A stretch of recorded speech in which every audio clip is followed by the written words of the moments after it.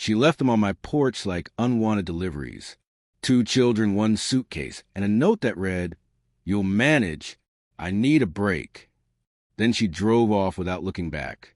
I stood there, the sun sinking behind her car, feeling the weight of her choice press against my chest.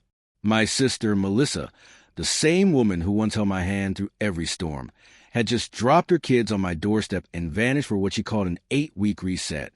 But this wasn't about exhaustion. This was about control. I used to think family meant loyalty.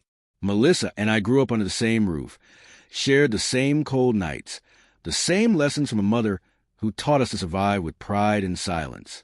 Somewhere along the way, Melissa learned something else: how to manipulate. When she divorced her husband, she became the victim. When she lost her job, it was always someone else's fault. And when she abandoned her kids at my door, she said I was doing her a favor. That favor turned into a sentence. Her call stopped. The money she promised never came. 8 weeks stretched into 10. 10 into 12. The kids cried for her every night, and I kept making excuses, lies wrapped in hope.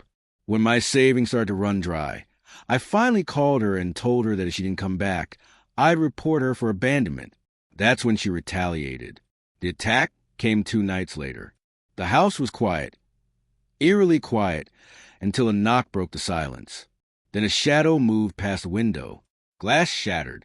When I woke up, I was bleeding, the kids were screaming, and the intruders were gone. They hadn't stolen anything. They just wanted to send a message.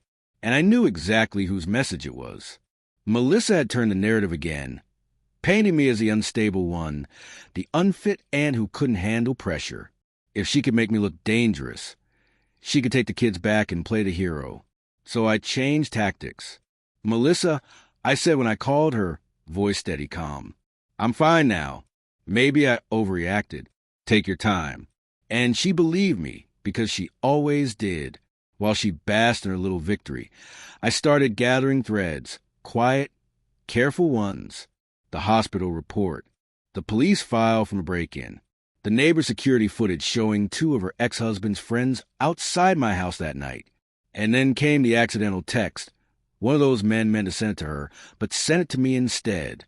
She said, "You'd be alone." That was all I needed. I didn't go to the police right away. I went to her ex-husband, the man she destroyed in court. I told him everything, showed him the proof, and asked for nothing but the truth. He didn't hesitate. Within a week, he filed for emergency custody, citing her neglect and the planned assault. Every piece of evidence, footage, reports, messages, pointed back to her. I waited until the court date before I called. "You're going to regret this," she hissed. "I already did," I said, "but not anymore." She arrived at court dressed in white, hands trembling, tears placed perfectly. She talked about stress, love, and how I twisted her intentions. But when the judge asked about the text, the one tying her to the break-in, her mask slipped, her voice shook, her lawyer fumbled. For once, Melissa couldn't talk her way out of the lie. The verdict landed like a stone. Her ex-husband granted temporary custody. My restraining order lifted, and an active investigation launched into her role in the attack. When she walked out of that courtroom, she didn't look back. Smaller, slower, quieter. I didn't feel triumph, just silence. The kind that comes after you've buried something rotten deep enough that it can't crawl back up again. That night, I tucked the kids into bed. "When's Mom coming home?" they asked. "Not for a while," I said softly. They nodded, eyes heavy with trust, and drifted off. I stood by the window, staring at the same street where she left them months ago. I thought I might feel guilt, but what I felt instead was balance. She wanted to play with lives, mine theirs, and always cast herself as the victim. But now, she finally became the villain in a story she couldn't rewrite. People say revenge doesn't heal you. They're wrong. It doesn't heal, it corrects. It restores the order that betrayal shatters. Melissa taught me that love without respect is just control, and control without consequence is chaos. So I gave her what she never expected from me: consequences. The kids are safe now.